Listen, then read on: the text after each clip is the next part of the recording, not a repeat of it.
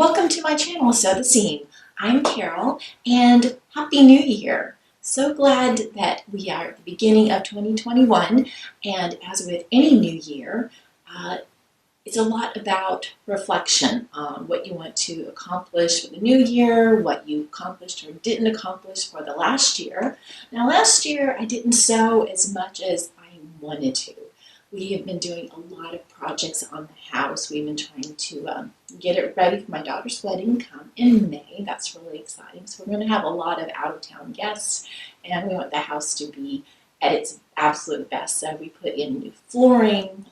We've been talking to painters about coming in and painting the house as well as all of the trim. Right now all the trim is brown, and we are going to be painting it white. It's going to give it a lot more brightness. But what I'm going to talk to you today about is not necessarily resolutions, but sewing goals. Like I said, I didn't sew as much as I wanted to last year. I want to remedy that. I haven't bought any fabric here recently. I'm trying very hard to sew for my stash. I've been trying to do that for the last year or so, ever since I started this channel. So I want to go ahead and make sure I make some goals as to what type of sewing I want to do, what projects I have in mind, which brings me to this book many years ago. It's called the Daily Creativity Journal. I don't think that I will be using this every single day. I do want to maybe enter it once a week. Bought it a long time ago. I think it's about time I start using it and putting some goals in there. I'm also recording what I have sewn. But I am working on a new project right now. It's Love Notions Breckenridge Henley. I think I did mention something about that in my last video. Well, this is the second one I'm making. I am making it out of this camouflage knit. It's a rib knit. It is black and gray and pink and white. I'm going to be using this part as the body. I've already got a lot of it sewn out. I've got it all cut out, and I'm in the process of putting the band on. I'm doing the band in a black rib knit, and it will have black cuffs. So I'm really excited about getting that completed. The Love Notions patterns are wonderful if you have not tried them before. They have a great Facebook group, a lot of very helpful people. They also have a YouTube channel, which this on the Breckenridge Henley, you don't do any type of buttonholes on this, but it has a placket. And somehow plackets are a little bit intimidating for me. So you can follow along with her and how to do this placket. Is actually quite simple, but you do need to follow the steps, which actually I think that's a whole big part of sewing, is you have to follow the steps. Anytime I skip a step or I skip around, it's not a good thing. I really think that you've got to follow step by step on any sewing project, and don't procrastinate on starting anything because you think it might be outside of your comfort zone. I think go ahead and try it. There's so many helpful tutorials out there. You can find one on YouTube. Do a Google search. You should be able to find something that will help you along and grow your skill level a little bit. And one of the things I wanted to talk about was preparing your pattern. I think that's one of the things that holds me back a whole lot from completing projects, is I don't prepare the pattern correctly.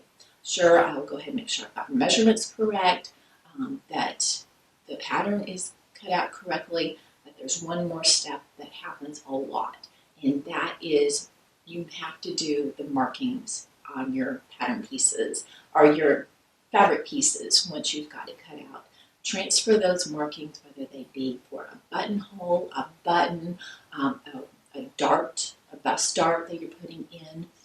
Maybe there are markings that are on the, like for this Henley shirt, there are markings on this that will help you put the neckband on the correct place.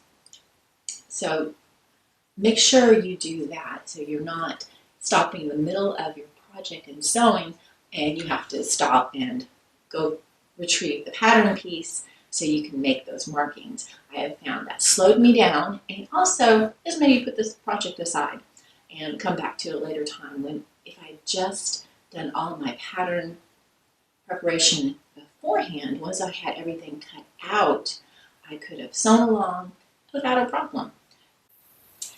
And a lot of times what will happen with me is I'll come to a place like, oh, I was supposed to have interfaced that. Oops, didn't do that. So I'll have to stop what I'm doing, find the interfacing, and interface that one pattern piece.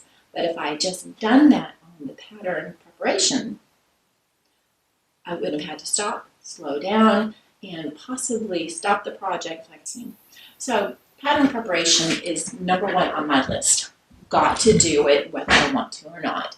I know so many of us, myself included, we just want to get to the fun part, which is sewing the garment together. But if the pattern is not prepared or we haven't prepared all the pattern pieces, it will slow you down.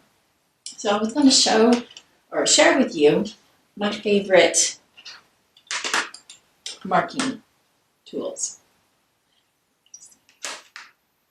All right, so I have here my favorite marking tools. If you can believe it, a lot of these tools I've had for a really long time. Probably hands down my absolute favorite is the two-sided marking pen. One side is for take the mark off with water, and the second side, the purple side, will disappear with air. So if you're planning on making anything that the markings need to stay on for longer than 24 hours, don't use the purple side. Make sure you use the water-soluble side instead. But I go through these a lot. I go through quite a few of these. This is my number one marking tool. Then we also have, or I also have, these washable cloth markers. These are wonderful. They wash out without a problem. Probably the white one I use the most. So if I'm marking something on a black fabric, I will use this marking pencil. I found these at Joann's, they're at Hobby Lobby. These are just wonderful. They're just marking pencils that are inexpensive, and I wholeheartedly recommend these, especially the white one, but they generally come in a set of 3. Chalk marker. This is not my favorite, but if I'm making something where I have to trace, this works wonderful. I made a lot of shorts actually last summer that had a fly front, and this is the tool that I used to go mark around a template so that I could easily top stitch the zipper down with. So I'll see if I can mark something here.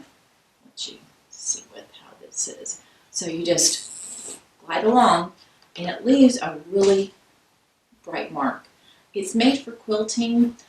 I've used it on quilt projects before, but this doesn't always come out. So if you're going to use this, test this on a scrap piece of fabric to make sure that it comes out. Because I did this on a quilt where I marked out a stenciling template so I could do some free motion quilting, and this was on white fabric and it didn't come out. It's still on there. So that was a little disappointing.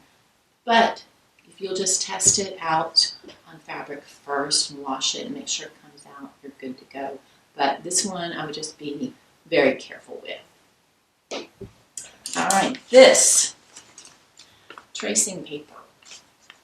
I've had this tracing paper for years.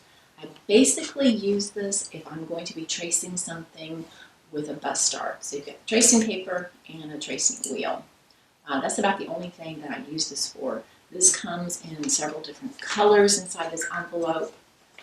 I don't think it's as highly used now as it was once upon a time, but I still find it has value. So the tracing paper with the tracing wheel,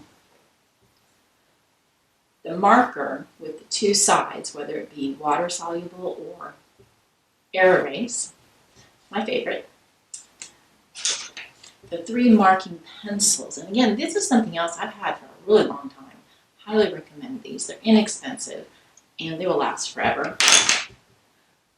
The chalk is great, but just make sure that you test it. Well, actually, you should probably test any of these to make sure it comes out of your fabric before you use it, because that can be really disappointing that you've used something and you finish the garment and you go to wash it, or even just try and blot it out and it doesn't come out. So always test any of your marking tools prior to using it on the garment itself.